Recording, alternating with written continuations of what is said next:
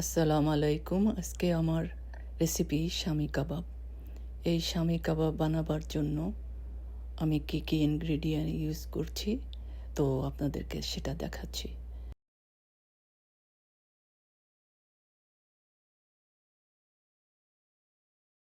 1.5 pound মাংস নিয়েছি, একদম সলিড পিস।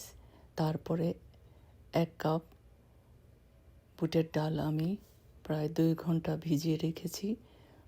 ওয়াশ করে আমি মাংসের সাথে অ্যাড করে দিলাম।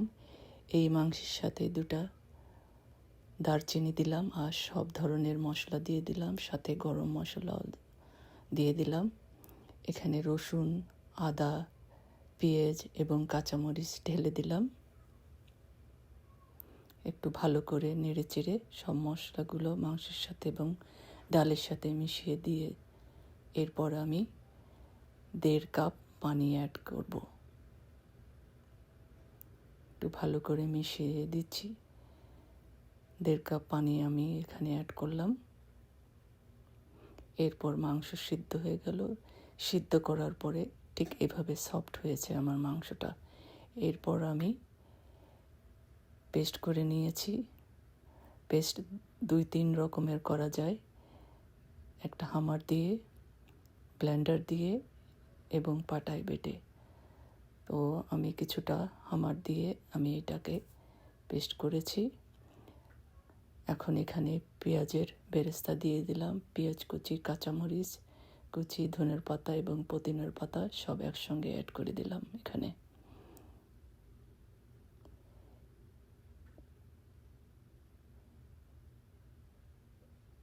এরপর একটু গরম মশলা আবার দিয়ে দিলাম।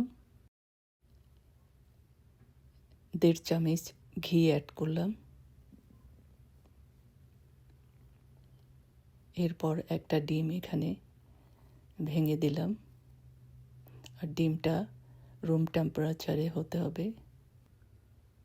এরপর ভালো করে মিক্স করে আমি কাবাবগুলো বানিয়ে নেব। এই যে ভালো করে আমি মিক্স করেছি।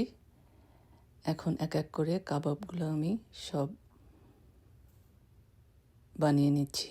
আর কাবাবগুলো একটু মোটাও হবে, যাতে সাইডে কোনো রকমের ক্র্যাক না হয়। এই সুন্দর একটা শেপ এসেছে। এভাবে করে আমি সব কাবাবগুলো বানিয়ে নেব।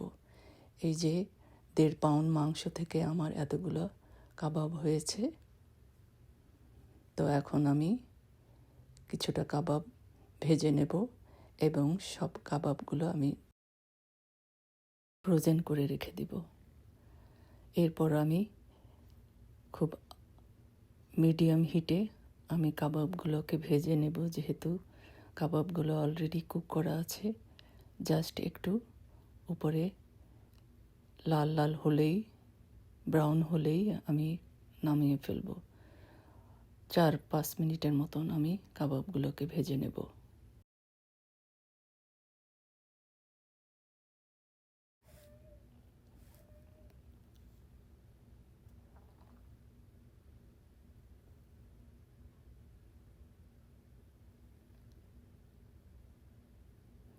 কাবাবগুলো ভাজা হয়ে গেছে। এখন আমি একটা টিস্যু পেপারে করে, প্লেটের মধ্যে একটা টিস্যু পেপার নিয়ে ওই টিস্যু পেপারের পরে আমি সব কাবাবের তেলটা আমি একটু সোক করে নিচ্ছি।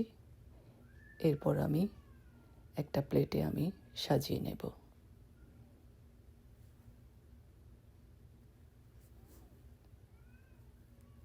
এই যে এখানে আমি প্লেটের পর সাজিয়ে নিচ্ছি সব কাবাবগুলোকে।